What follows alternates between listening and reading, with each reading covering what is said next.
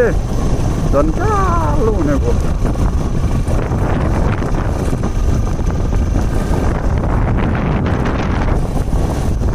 अनि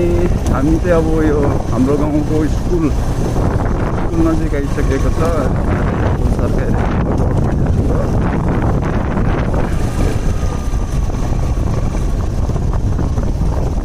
हाम्रो गाउँको स्कुल हो अनि आजै स्कुलहरू विकास हुँदैछ अनि यसमा चाहिँ उतातिर के आमा सङ्ग्रहालय हो के यस्तै उयो बनाएको छ त्यो वृद्धाश्रम उतापट्टिको त्यो निलोघट्ट वृद्धाश्रम हो भन्ने कुरा गरिरहेको थियो अनि त्यो चाहिँ स्कुल हो अनि स्कुल चाहिँ त्यति खासै विकास गरेर देखिँदैन अरू कुरा चाहिँ विकास भएको छ शैक्षिक क्षेत्रमा के कस्तो छ त्योतिर मलाई थाहा छैन यतातिर हुर्केको पनि होइन सो अब यतातिर घरको त्यहाँ अब त्यो बहिनीहरू बुझेपछि थाहा हुन्छ बहिनीहरू पनि यता पढ्दैन अहिले त सबै बोर्डिङ हो त अब के गर्नु सरकारी छोडी चाहिँ शिक्षा नै छैन त सरकारी स्कुलमा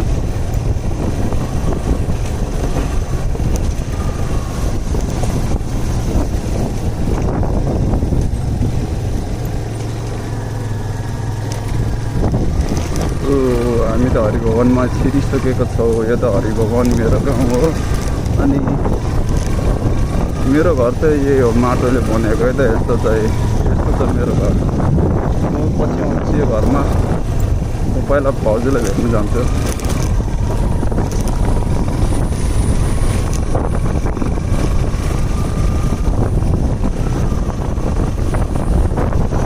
यतातिर साथीहरू पनि छ भाइहरू पनि छ अनि सबले चिनेको छ क्या त्यतातिर अनि अहिले चाहिँ सिधै पहिला भाउजूलाई भेटेर अनि त्यसपछि अनि गाउँतिर यस्तो घुम्छु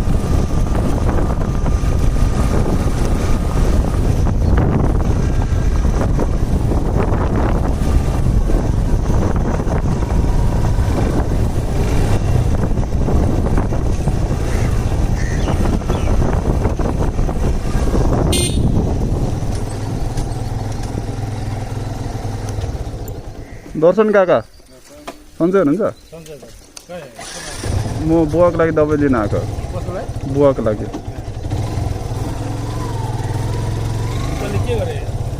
यो तपाईँको भिडियो बनाएर हाल्नु आएको अब युट्युबमा दर्शन छ्यामा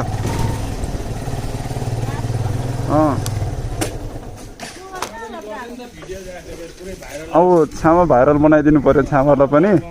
अनि काकालाई पनि भाइरल बनाइदिनु पऱ्यो हजुर यहाँ तपाईँ छ नि यहाँ देखिरहेछ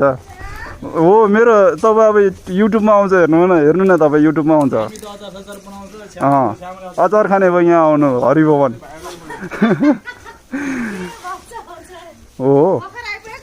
म हिजो आएको थिएँ दिदीको त्यहाँ बसेको थिएँ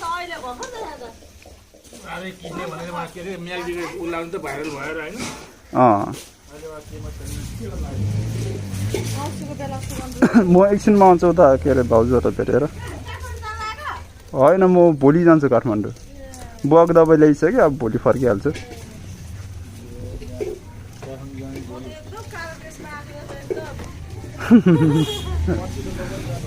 हजुर पर्सि तपाईँ जाने गाडी भन्नुभएको छ ए